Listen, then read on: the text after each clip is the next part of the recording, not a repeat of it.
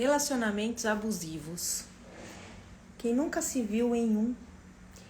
E quem hoje não começa a entender sobre isso e não percebe que já viveu em relacionamentos abusivos e não tinha ideia, né? Como é que uma mulher cai num relacionamento abusivo? Como é que um homem cai num relacionamento abusivo? Porque existem mulheres abusivas com os homens também, tá? Então hoje a gente vai conversar sobre relacionamentos abusivos. Já vou deixar aqui para vocês irem entrando e sabendo do que se trata a fala de hoje. Sejam bem-vindas todas vocês que estão entrando aqui. A gente vai começar mais um bate-papo ao vivo. Lembrando que nesse mês de novembro, o nosso curso Pai de Todos, o top da casa, aquele que ensina tudo, aquele que você sai da pílula com segurança, você tem o tratamento adequado para a sua doença, você descobre a raiz emocional, você aprende a usar o seu ciclo como oráculo, aprende a interpretar a sua TPM. Esse curso despencou para menos de 1/4 do valor, tá? Aliás, menos de 1/3, desculpe. De 1.797, só nesse mês ele caiu para 597, tá? Quem tiver interesse em conhecer o workshop online e aproveitar essa oferta do mês de novembro, que é só novembro, né? Novembro é o mês que a gente faz essa oferta. É só escrever aqui nos comentários ciclos, tá? Não vou conseguir assistir tudo, tem que voltar a trabalhar. Você assiste depois, Sandra, no replay, tá? Todos os bate-papos ao vivo ficam nos Reels em seguida. Depois você assiste.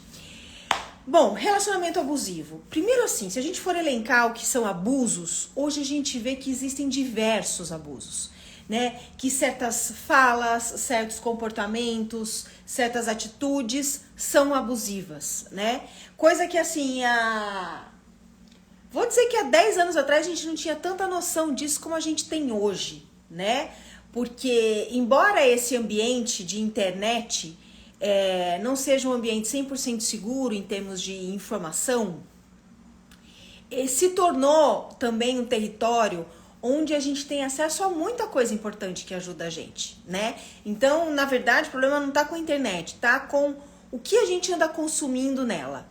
E o número de informações, de denúncias, de reportagens, né, de esclarecimentos sobre o que são abusos dentro de uma relação aumentou muito nos últimos 10 anos.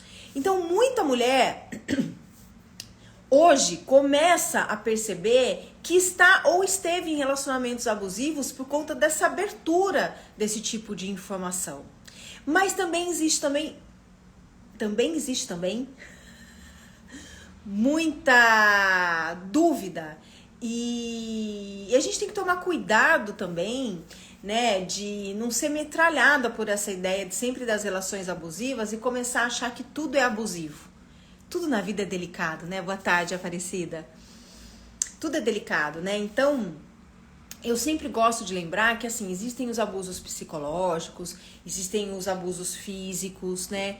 Existem os abusos financeiros, existem os abusos emocionais, existem N tipo de abusos. Agora, como é que a gente vai identificar quando a gente está num relacionamento abusivo? Claro, além de ter acesso à informação, como eu estou me sentindo nessa relação? Porque, infelizmente, gente, o que eu vejo, né? E assim, as relações que a gente vive tem tudo a ver com a vazão das doenças ginecológicas, né? Porque a gente tá falando de uma questão que envolve muito nossa condição num corpo que tem sistema ginecológico. Então, vai somatizar no sistema ginecológico. Todo tipo de abuso, quando é com a mulher, vai somatizar no sistema ginecológico, né? Então, quando eu começo a acompanhar as mulheres que estão dentro do workshop online de ginecologia emocional, por exemplo, que é o principal curso da casa, não tem como nenhuma mulher que passou por lá deixar de olhar para as suas relações, para os seus relacionamentos, porque eles são espelhos, eles refletem muito sobre nós. Então, eu vejo que boa parte dessas mulheres, né, que já adoeceram nesse sistema, são mulheres que Então, sem autoestima, sem amor próprio, sem autoconfiança, né? Tem inseguranças em relação ao próprio corpo, tem insegurança em relação ao parceiro quando a relação é hétero. Então, não tem como uma mulher que entra nessa disponibilidade de se curar, né? Através desse movimento que a gente faz aqui na ginecologia emocional, não olhar para as suas relações. E eu vou dizer para vocês que 99% das mulheres que fazem esse percurso conseguem identificar algum tipo de abuso nas relações. Lembrando que existem abusos que não são só dos relacionamentos conjugais, né? Existem abusos dentro das relações de trabalho, existem abusos dentro das religiões, da hierarquia das religiões, existem abusos dos pais, do pai, da mãe. Então, o que é um abuso? É alguém que tem uma atitude comigo, seja ela psicológica, falando, uma agressão, e que invade um espaço que não é dela. Que entra no lugar de fala que não é dela. Isso é um abuso.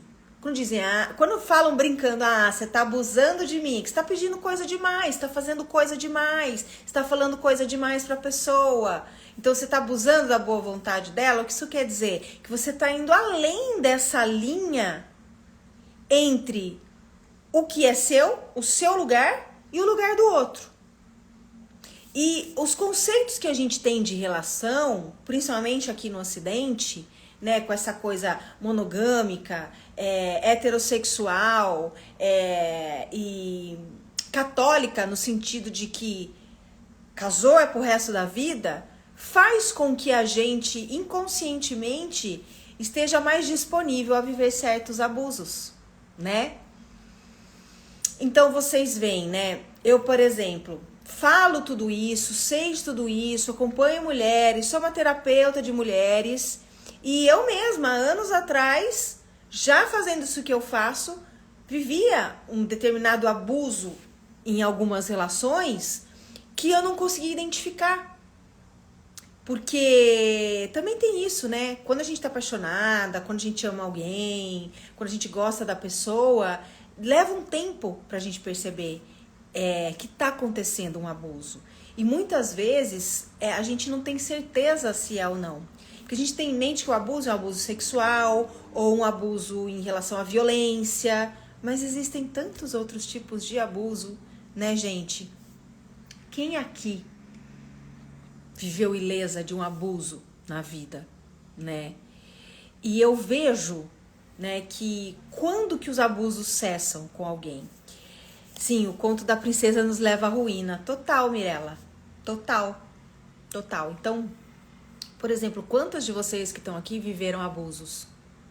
Os mais diversos abusos. E quanto tempo a gente leva para perceber isso, né? Eu já vivi vários. Eu já vi vários de todos os tipos. Até financeiro. Abuso financeiro. Onde o outro abusa de você financeiramente. Onde o outro não te permite ter acesso ao seu próprio dinheiro, às suas próprias contas, aos seus próprios bens, né? E a gente não percebe. Por quê? Porque tá cuidando pra mim. Porque é meu companheiro, tá fazendo isso por mim, né? Quantas mulheres vivem o chamado estupro marital, né? Que é o termo utilizado para quando a mulher que tem um parceiro com o qual ela convive, não precisa estar casada, ser marido no papel, mas você tá ali, você mora com a pessoa, você tá numa relação heterossexual. Geralmente a gente tem fases, geralmente não, a gente tem fases provadas cientificamente em que a gente não está a fim de fazer sexo. Não vai estar, e tá tudo bem. E aí faz para evitar discussão com o parceiro. Tava rolando um vídeo na semana passada nas redes sociais, não sei se vocês chegaram a ver, uma conversa de WhatsApp de uma mulher que tinha acabado de fazer uma cesariana. E ela manda uma mensagem pro companheiro, pai da criança, do bebê, dizendo que, tá vendo, ela não devia ter feito ontem sexo, tá? Essa palavra não é usada, mas depois a gente vai lendo a conversa e vai entendendo. Não devia ter feito, você insistiu. Eu falei que a gente tinha que respeitar a quarentena, agora eu tô com muita dor, tá inflamada a minha cesárea. E o cara, como se nada tivesse acontecendo. Mais ou menos uma fala do tipo assim, não foi bem isso, tá? Mas essa o sentido da fala do cara. Que se ela não fizesse, ele ia procurar em outro lugar. Gente, isso não é só abuso, isso é uma violência. Ah lá, eu vi um horror à pressão. Então, assim, isso não é só um abuso, isso é uma violência contra a mulher, né? E a falta de suporte, né? Essa mulher, o que é? Uma mulher sozinha, uma mulher sem uma rede de apoio, né? Com medo realmente de criar ali um estresse na relação, vai lá, dá o corpo dela, que não está preparado para aquilo, para satisfazer o outro, fica com o prejuízo e o outro ainda fala que ela merece o prejuízo, em outras palavras. Esse tipo de coisa, a gente não precisa nem falar da cesárea. Quem aqui nunca passou, que tem relações heterossexuais, por esse tipo de situação?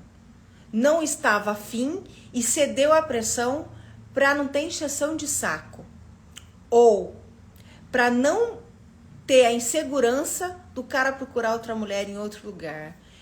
Gente, hoje eu tenho 42 anos, vou fazer 43 mês que vem.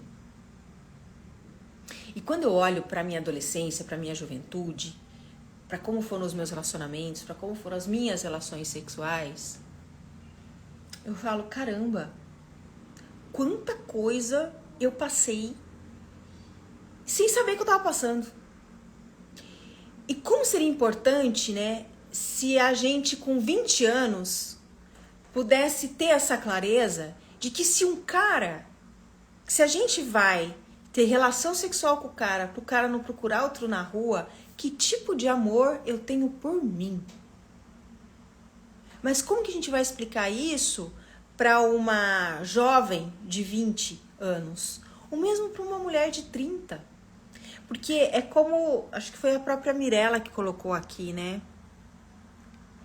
Sobre o conto de fadas. Ou alguém, foi uma outra pessoa, né? Que nos leva à ruína. É tudo tanto pra gente manter a relação, né? É só olhar pra fora, a sociedade valoriza, né? A sociedade valoriza os casais. A sociedade valoriza as mulheres que estão acompanhadas de homens. Gente, a sociedade é machista. A sociedade valoriza esse tipo de coisa porque quer continuar colocando a gente num lugar predisposto a abusos desse nível, né? Alguém escreveu que estou passando por isso, mas o sentido e eu querer engravidar. E daí já ouvi que eu estou usando o e só quando eu quero. Então, estou passando por isso, mas o sentido é que eu quero. Então, mas observa, eu não sei se você está passando por um abuso, Gili Malvi, que é o nome do Instagram. Não sei se você está passando por um abuso, mas se você está se identificando e você quer engravidar, não coloque a sua vontade de ser mãe na frente da sua felicidade do filho que vai vir, se criando um vínculo desse nível com um cara que pode estar abusando de você, se é o que você está me trazendo. A gente tem que ter isso muito claro. E a gente tem que ter uma coisa muito clara. É uma coisa que o meu mestre, o Satya Prem falou pra mim. Quem já leu Viva com Leveza, meu primeiro livro, sabe que eu sigo um mestre que trabalha mais com a visão oriental sobre espiritualidade, que é o Satya Prem. E quando eu tava grávida, num satsang com ele, e o pai da minha filha tava do meu lado, ele falou assim pra nós dois. Ele virou para o meu ex-companheiro e falou, você sabe que ela tá grávida, mas esse filho é dela, né? O que ele quis dizer? Mas eu vou continuar o que ele falou, daí eu explico tudo. E aí ele ficou parado, né? O pai da minha filha olhando, e ele virou e olhou pra mim e falou assim, você sabe que a filha é sua. É muito bonito, né? Essa coisa que a sociedade tem, e ele continuou falando, não foi bem com essas palavras, mas foi essa mensagem que a sociedade tem, né? De que o pai e a mãe vão criar. Ele falou, não é assim.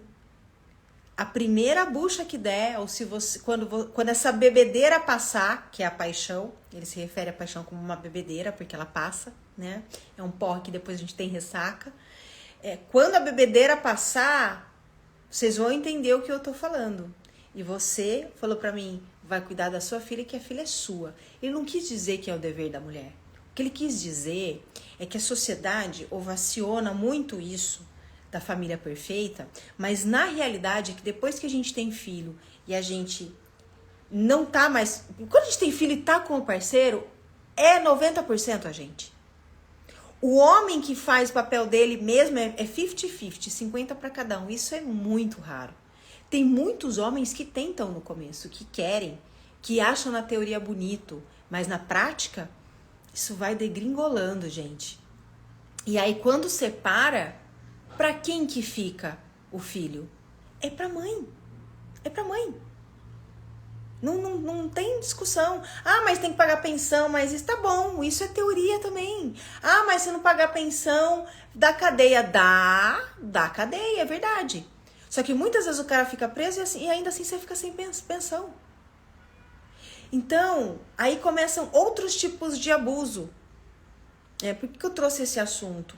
Porque a Gili veio e trouxe esse comentário, claro, né? Me levantou um ponto de atenção aqui. Eu não sei se interpretei bem o que ela tá falando, porque o assunto de hoje é abuso, né? Mas a gente tem que olhar até pra com quem a gente tem filho. E eu sei, gente, olha, por experiência, por atender um monte de mulher, que na hora que a gente tá apaixonada, a gente não enxerga os sinais, tá? Mas tenham em mente, por mais que o cara seja incrível, maravilhoso, e ele pode ser, as coisas mudam. E o que a gente ama, pelo que a gente realmente se apaixona, é aquilo que a gente sente, por aquilo que a gente vê no outro. Isso é uma ideia, né? Quantas pessoas já também foram apaixonadas por mim, criaram ideias a meu respeito na cabeça delas, que, claro, me odeiam, falam que eu sou isso, que eu sou aquilo. Porque o outro e nem a gente tem o dever de atender a expectativa de ninguém. Quando a gente se apaixona, quando a gente tá amando, a gente tem que curtir essa fase. Mas ela vai passar. Não quer dizer que vai ser sempre ruim, que todos os homens são ruins, não. O que quer dizer é, observe os sinais. Se você vê que o cara tá falando alguma coisa pra você que não é legal, que o cara tá fazendo coisas com você que não são legais, que o cara tá perdendo o respeito, que ele tá abusando de você em alguma instância, não ignora os sinais. Outro dia eu tava aqui ao vivo falando sobre para quem sofreu abuso sexual. Era esse o tema. E entrou uma pessoa aqui e perguntou assim pra mim: você acha que é possível um abusador mudar? E essa pergunta também me trouxe um ponto de atenção em relação àquela pessoa. Porque para uma mulher fazer esse tipo de pergunta é porque ela quer acreditar que o abusador dela pode mudar. Porque é esse o discurso do abusador. E é essa fé da mulher que ainda não vê os sinais todos escancarados, né? Que de alguma forma ela está sendo mantida naquela relação e ela quer acreditar que ele vai mudar. E para eu dar essa resposta, que resposta delicada, mas é a mesma, é o que eu tô fazendo aqui agora, né? Eu não posso ver um tipo de pergunta que acende uma luz em mim e eu que tô aqui com voz, deixar passar, né? Então, quando a gente começa a acreditar que o abusador pode mudar, a gente ainda tá no conto de fadas. E isso, gente, é por estatística. Vocês podem procurar pesquisas, inclusive acadêmicas, tá? De psicologia sobre abusadores. Quais são os perfis, né? E qual é o percentual que busca tratamento. Em primeiro lugar, o abusador, ele não está consciente de que ele é um abusador. Ele não está consciente. A consciência dele, o nível que ele tem de discernimento sobre o mundo, sobre os comportamentos e sobre as relações é outro tipo de mente. Então ele não acha que ele está abusando, ele acha que ele está no direito dele. E isso, para mudar na mente, no comportamento de alguém, requer, antes de ter terapia, tudo, requer que a pessoa tenha consciência do que ela precisa trabalhar. Para a gente mudar qualquer padrão de comportamento na vida, a gente tem que estar consciente. Vamos pegar uma coisa muito mais leve e fácil para trazer aqui o parâmetro para vocês entenderem o que eu estou falando. Um monte de gente aqui não pode comer vários tipos de alimentos porque tem endometriose, adenomiose e outras doenças ginecológicas, tá? Você sabe disso. Você sabe. Por que você não consegue mudar o padrão de comportamento? Porque ainda existe um prazer, um deleite nesse tipo de alimentação. Ainda existe uma fuga, ainda existe todo um padrão mental que leva você para a alimentação como uma fuga, como a busca por um prazer, como uma tentativa de preencher um vazio emocional. E aí, você pode até saber, mas você só vai mudar o seu padrão de comportamento alimentar quando você estiver plenamente consciente dos prejuízos que isso está trazendo para a sua vida. Saber, ter informação, querer mudar é diferente de criar consciência. Porque quando a consciência entra na parada, você não consegue ficar repetindo o mesmo padrão. E quando a gente fala de abusadores, a gente está falando de um perfil comportamental que já vem desde a infância desse ser humano. E para esse ser humano mudar esse padrão, é muito mais difícil do que você começar a se alimentar direito. Porque ele até ouve falar disso, mas ele não consegue perceber que ele se encaixa nisso tudo. Por estatísticas, é 0,1% que cria consciência e faz um trabalho que não é de 1 ano ou 2, é trabalho de anos para poder curar a dor que desencadeou esse abusador de dentro da pessoa. Porque vamos lembrar, isso não redime, isso não isenta o abusador da responsabilidade dele. Mas toda pessoa que abusa de outra sofreu algum tipo de abuso ao longo da vida. Isso também é estatístico, isso também é estudado, também é comprovado, tá? Deixa eu ver o que vocês estão escrevendo aqui. Gente, como eu fico triste em ouvir essas coisas, mas infelizmente são realidades, total.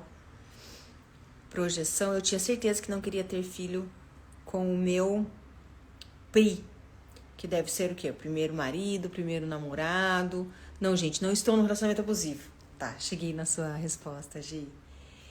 Mas já me coloquei nesse de ceder sem querer, para tirar um pensamento negativo do outro. Hoje isso não acontece mais, porque passei a cuidar, em geral, de si, né? Não tá escrito tudo aqui, mas eu imagino. Verdade, tudo muda depois dos filhos. Eu precisei evoluir com a chegada das crianças, mas o pai parou, não acompanhou. Primeiro marido, eu imaginei mesmo que era isso, Mariane. Viver num relacionamento abusivo é viver de esperança, de mudança. Aquela esperança é a última que morre e a gente acaba morrendo antes dela, né? Eles criam uma realidade paralela para fugir da culpa. É isso mesmo. Doutora, perguntas que não são, questões que não são sobre o tema de hoje, que tá aqui, relacionamentos abusivos, são na sexta-feira, ao 12:30, horário de Brasília, tá? E também não sou doutora, tá, Maria Carolina? Então, vamos lá. Primeira coisa, vamos fazer aqui agora uma síntese disso que eu falei. Primeira coisa que eu quero falar pra vocês. Começou, e eu tô falando de relação só heterossexual, as relações homossexuais também tem muitos abusos, tá?